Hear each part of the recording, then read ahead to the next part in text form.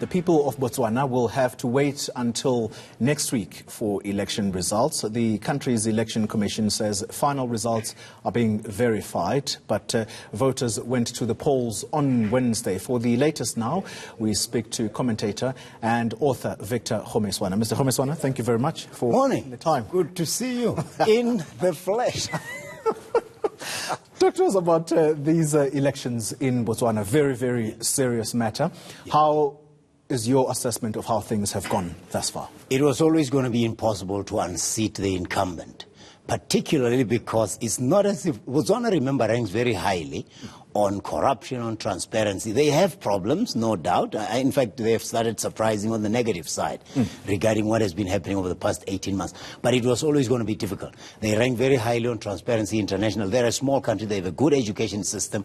And most of all, Mokgweetsi Masisi, the successor of Ian Khama, has done very well in being the new generation African leader, cracking down on, shall I say, sloth and ineptitude in government. You know, Botswana should be a bigger country than it is now because they have the stability to be able to attract the talented Africans.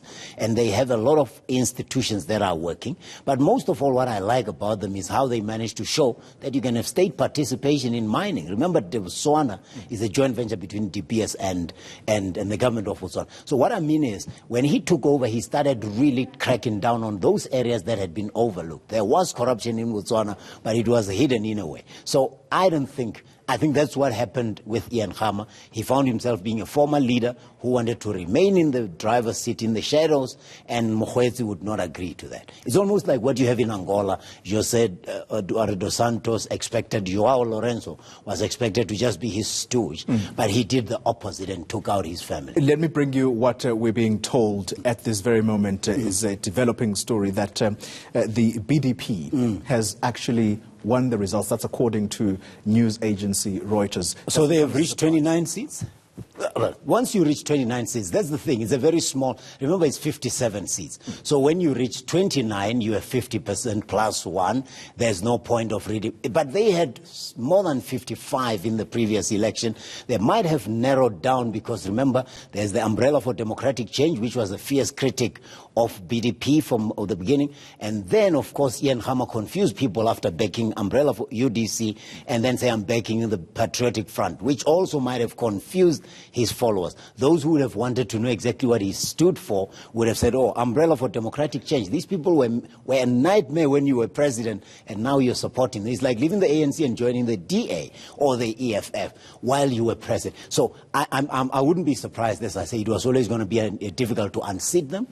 Because I don't think the people of Botswana believed Ian Khama when he said Mokgweetsi Masisi has gone rogue on the principles of Botswana. Let's talk about that contentious relationship between these two leaders. So Ian Khama defecting to the opposition. This is going to be a bruising defeat for him. Apart from the cabinet posts that they squabbled over in government between himself and Masisi, what exactly are the other issues? What was bubbling under? Yeah, I don't know. If I generalize it, because we don't have all day, it's a leader, you know, an elder who should sit and be an advisor, but wants to play an active role, a more active role than normal politics will allow. Here's a man who's a pilot, he's a soldier, he comes from the dynasty of the Khama family, so I think somehow he didn't understand that his time had come up. Who's the former president of Botswana before him?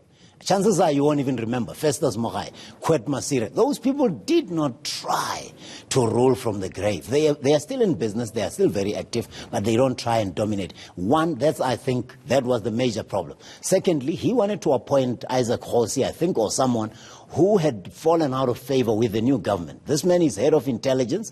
He's fallen out of favor with the new government. Ian Khama wanted to appoint him as his personal assistant for whom the government, the state, would pay.